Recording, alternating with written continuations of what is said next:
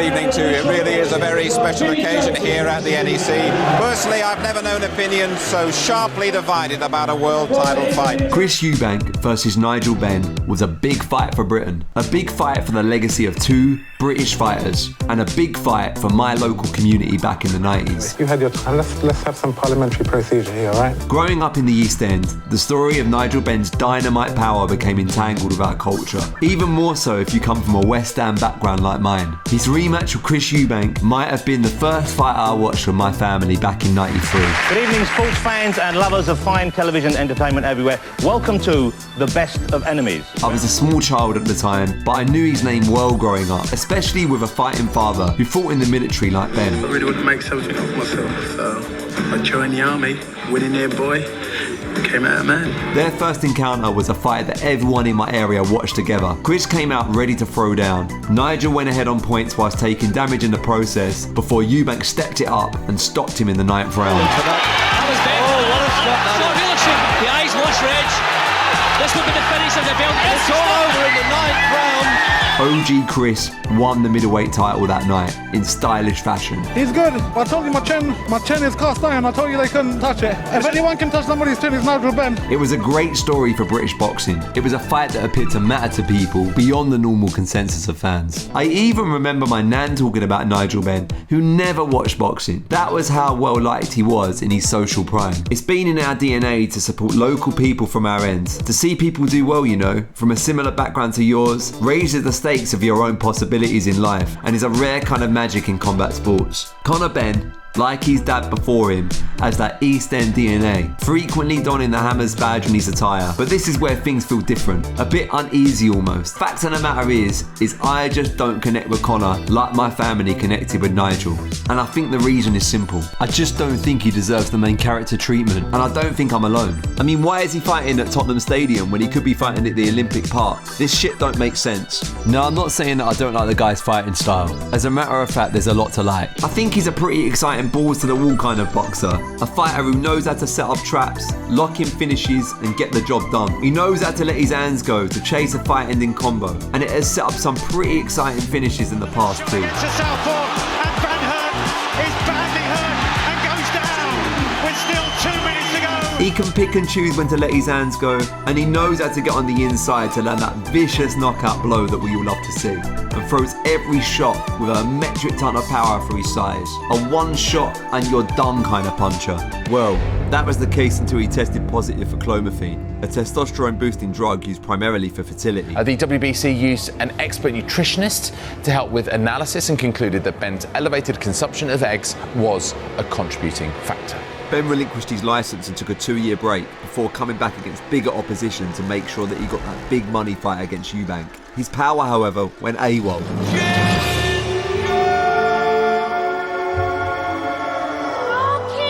With bitterness, anger and emotional aggression must come results. Stop shaking, let your fucking shaking. Stop shaking, you fucking pussy. Otherwise it can leave you looking like a bit of a wally. He's getting absolutely smashed to pieces. Mate, he's getting fucked up, period. He's going to feel like he's been hit by a baseball bat. Now, I can assure you now, I'm coming in to take your head off. I promise you that. Ladies and gentlemen, after 12 rounds of action here at the Cosmopolitan of Las Vegas, we go to the judges' score totals, and they read as follows. In his last fight against Dobson, a fighter who had been out of action for 2 years, he looked tidy, but seemingly had lost his touch of death. And outside of Algieri, and probably Van Heerden, he had been fighting nobodies. I mean, the rest of his record looks like it was made by a random name generator, for fuck's sake. 23-0 on paper looks tidy until you realise it's paper thin. The fact of the matter is that Conor has done really well to get into this position. His big mouth has got him into big places, and from a promotional standpoint, he has an ability to get stuck in and generate storylines akin to a new villain on the block. No, you tell me. Won't work on me. You know we'll see. That's what they all say, but somehow I find the target every time. Talking shit in my No, I'm serious. I'm serious. Come on. Which is something that promoters absolutely love. I mean, Dillian White has built a career off it.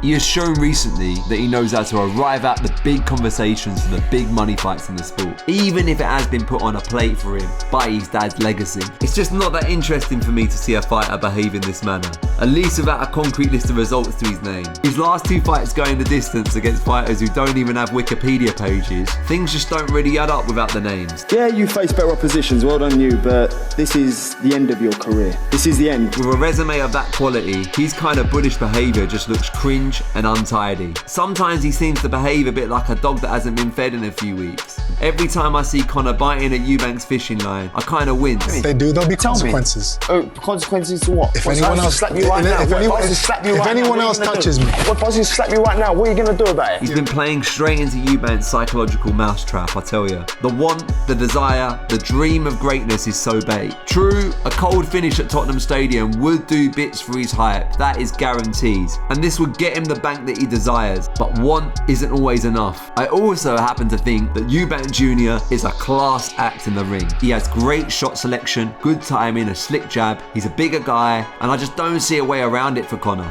Unless he lands that big shot up close, I just can't see a way he gets it done. One thing I will say is Ben could be a bit messy on the way in. When chasing fight ending combos, he can leave himself a bit open, and this is an area where I think Chris Eubank will expose him. Talking more on gifted opportunities, why Hamza Shearers wasn't in the conversation to fight Chris Eubank Jr next, I don't know. I know he arguably lost against a very robust Carlos Adames in that draw in Saudi, but a British middleweight fight would have done absolute bits for me. Middleweight needs a global star to come out and smack their name on the division.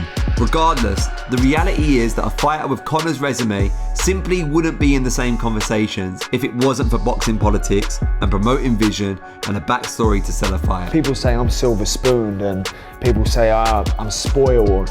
Is it not every parent's job to give their kid the best life they possibly can have? Win or lose, it's going to take a while for people to forget those failed tests. And Ben's got the traits of a PD abuser. He's not exactly hiding his aggression, is he? Showcasing behaviour that definitely correlates to raised testosterone levels. I do also believe that people deserve the opportunity to come back from mistakes, but this one is tough. It's recent, the last fight got cancelled as a result of it. For me, I always like to support the underdog.